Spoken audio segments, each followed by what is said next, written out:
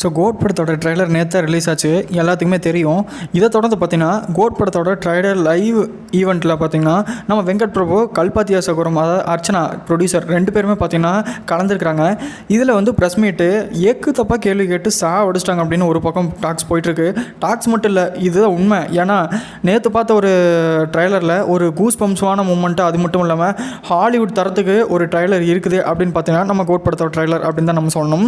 And ஒவ்வொரு கிளிப்புமே பார்த்தீங்கன்னா ஒரு வேறு மாதிரி இருக்குது. ஸோ சொல்ல போனால் ஃபைட் சீக்வன்ஸ் எல்லாமே முதல்கொண்டு இது நான் வரைக்கும் நம்ம தளபதி படங்கள் இல்லாத அளவுக்கு இருக்குது அப்படின்னு ஒரு பக்கம் இருக்குது. இருந்தாலும் இன்னொரு பக்கம் குறைநர்கள் சொல்கிறீங்க சொல்லிகிட்டே தானே இருப்பாங்க. ப்ரெஸ் மீட்டில் இங்கே தளபதி வந்து இந்த மாதிரி அரசியலை பற்றின டயலாக் எதாவது பேசினாரா, இல்லை நீங்கள் எதாவது வச்சுங்களா அப்படிங்கிற மாதிரி கேட்கும்போது வெங்கட் பிரபு கடுப்பாய் கத்திட்டாரு. ஏங்க தளபதி, அதாவது அரசியல் சார்ந்த விஷயங்களெல்லாம் நீங்கள் அவர்கிட்ட தாங்க பேசணும், எங்கிட்ட இல்லை இதுக்குங்க பேசுகிறீங்க அப்படின்னு சொல்லிட்டு ஏக்கு தப்பான கேள்விகள்லாம் கேட்டு வெங்கட் பிரபு வாயை கலர்னாங்க. ஆனால் அதுலேருந்து கொஞ்சம் அவர் ஜாக்கிரதையை தப்பிச்சு சரி நம்ம இதோட முடிச்சுக்கலாம் அப்படிங்கிற அளவுக்கு போயிட்டாரு. ஸோ ஒரே ஒரு கேள்வி தான், ப்ரெஸ் மீட் என்ன தான் நினச்சிட்டுக்கிறாங்க அப்படின்னு தெரியல. கண்டது, அதாவது மைக் ஒன்று கிடச்சினா போது வாய்க்கு வந்தது பேசுவாங்க அப்படின்னு நம்ம சொல்கிறோம் பார்த்தீங்கன்னா, அது இதுதான் போல்.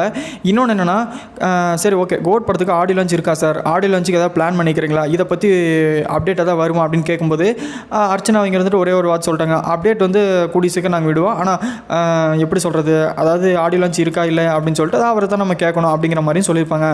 அண்ட் தளபதி கேட்டு தான் ஆடியோ லான்ச் வைக்கிறீங்களா என்ன அப்படிங்கிற மாதிரியே ஒருத்தர் நக்கலாக பதில் சொல்லியிருப்பாங்க. நான் கல்பாத்தியா சகோரம், அதாவது அவங்க இருந்துட்டு கடுப்பாயிட்டாங்க. கடுப்பாகி மைக்கு வெங்கட் பிரபு சார் கிட்ட கொடுத்துட்டாங்க. அவர் இருந்துட்டு என்ன சொல்கிறாரு அப்படின்னு பார்த்தீங்கன்னா, இதெல்லாம் நீங்கள் வந்து தளபதி கிட்ட தாங்க கேட்கணும், திரும்ப என் வாய் கலர்றீங்க, ஏங்க படத்தோட ஏதாவது டவுட் இருந்துச்சுன்னா கேளுங்க அப்படிங்கிற மாதிரி. இந்த சீன் அந்த ரெஃபரன்ஸா, அதாவது இதுலேருந்து படத்தை சுட்டிங்களா அப்படிங்கிற மாதிரிலாம் கேள்விகள் போயிட்டு இருந்துச்சு. அதுக்கு வெங்கட் பிரபு ஒரே ஒரு வார்த்தை சொல்லியிருப்பாரு, ஏங்க எனக்கு இதோட ரெஃபரன்ஸு மங்காத்தாவில் இந்த மாதிரி சத்தியமாக குடிக்க மாட்டேன் அப்படின்னு சொல்கிறது ஒரு ரெஃபரன்ஸு, அது எனக்கு தேவைப்பிடிச்சு நான் வச்சேன், அதுவும் அஜித் சார் சொல்லி என்னோட டைலாக் அப்படிங்கிற மாதிரி சொல்லியிருப்பாரு. பல கேள்விகள் இந்த மாதிரி கேட்டு அந்த மனுஷனை கொள்ளுன்னு கொலையாக கொண்டிருப்பாங்கப்பா. ஏன் இப்படி பண்ணுறாங்க அப்படின்னு ஒன்றும் புரியல. ஸோ அதாவது நம்ம தளபதி படத்துக்கு மட்டும்தான் இப்படி வருதா அப்படின்னு பார்க்கும்போது, ஆமாங்க முக்கியமாக நம்ம தளபதியை தான் டார்கெட் வைக்கிறாங்க. அண்ட் அரசியல் எதாவது டைலாக் பேசுகிறாரா, இல்லை அரசியல் சார்ந்து உள்ள வசனங்கள் எதாவது வருதா அப்படின்னு சொல்லிட்டு நோண்டி கேள்விகள் கேட்டே இருக்கிறாங்க.